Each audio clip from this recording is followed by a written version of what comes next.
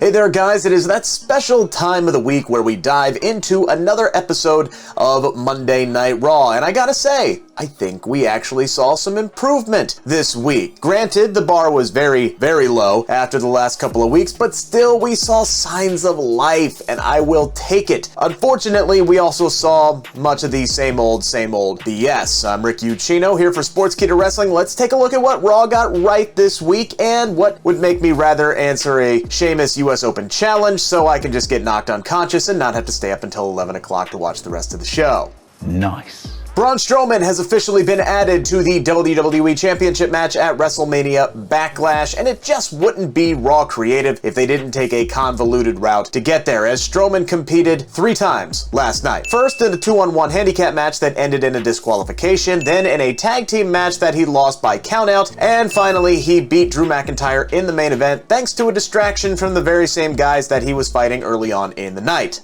Wait a minute! Yeah. Little confusing. Those guys, by the way, were Mace and T-Bar, who are still going by Mace and T-Bar, even though they have been unmasked, and we can clearly see that they are really Dominic Dijakovic and Dio Madden. Couple of things here. One, I wish they could just give Mace and T-Bar an honest-to-God definitive victory. Last week, they lost a handicap match to Drew McIntyre via disqualification before beating Drew and Braun Strowman in a tag team match via disqualification. This week, they did the exact same thing, just with Braun instead of Drew, and well, they won the tag team match via countout. Apparently, you can take the guys out of Retribution, but you can't take away the Retribution booking. Secondly, it's pretty clear that whatever Mace and T-Bar's beef is, it is with Drew McIntyre, as they caused the distraction that caused the Scottish Warrior to lose last night to the running Power Slam.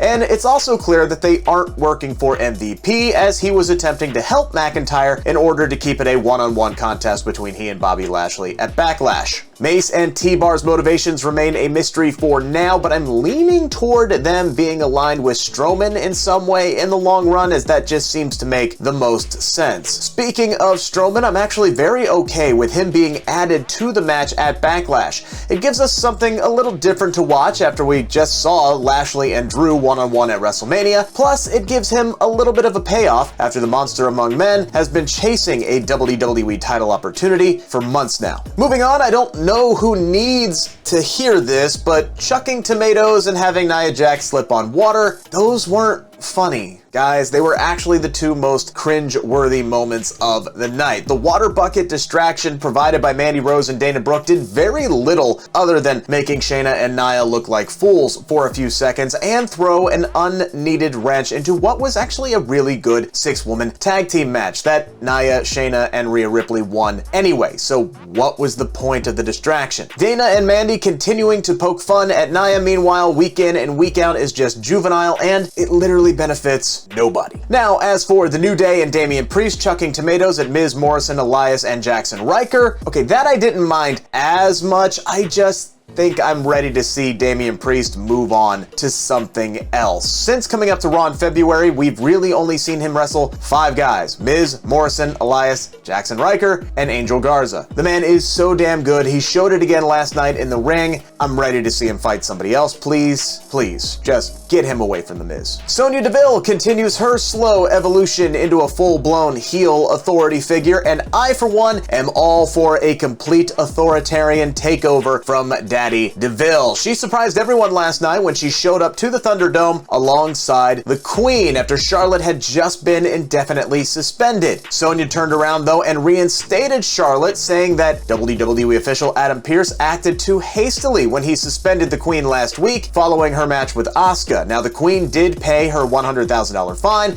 and last night apologized to the ref that she attacked last week, and now she is back via Sonya Deville, much to the grin of Mr. Adam Pearce, who is absolutely furious at Sonya for bringing Charlotte back without consulting him. Now, I was just thinking the other day, I wish they would do more with Sonya Deville in this WWE official role, and it appears I'm getting my wish. I think it's pretty darn clear that she's starting to enact whatever her plan was when she came back and took this job. I can't wait until her ulterior motives are finally revealed. Okay, so RKBro. I hate to admit it, but I'm a fan. Randy Orton and Matt Riddle have really good chemistry with one another, and they play the clown and the straight man routine to a T. I also love the fact that I can't tell, genuinely can't tell, if Randy Orton really sees something in Matt Riddle or if he is just setting him up for a major fall. We all know Orton's partnerships aren't really known for their longevity anyway, so enjoy RKBro while it lasts. In the meantime, they do make a really fun pairing both inside and outside of the ring, and could be a fun addition to the Raw Tag Team division. Speaking of the Raw Tag Team division, where in the blue hell are the tag champs? This marks the third consecutive week that we have not seen either AJ Styles or the big man Omos. There has been literally zero follow-up to them winning the Raw Tag Team Championships at WrestleMania, and that is frankly insane. And also a little worrisome. I really kind of hope we get an explanation on their absence sooner rather than later, but hey, I'm not gonna hold my breath. Here's another thought for you. Where the hell did Bray Wyatt go? Now, I'm a big fan of the work that Alexa Bliss is doing, and the adaptations that she has made to the Bray Wyatt gimmick to make it her own now that she has broken away from him are really, really, really good. I'm a really big fan. I'm an even bigger fan of Lily having this Sister Abigail-esque role. But what I'm not a fan of is Alexa seemingly taking the place of Bray Wyatt, which has been the case for the last 2 weeks. So first they took him off TV for months after Randy Orton burned him alive at TLC. Then they brought him back for a 5-minute match at WrestleMania that he lost,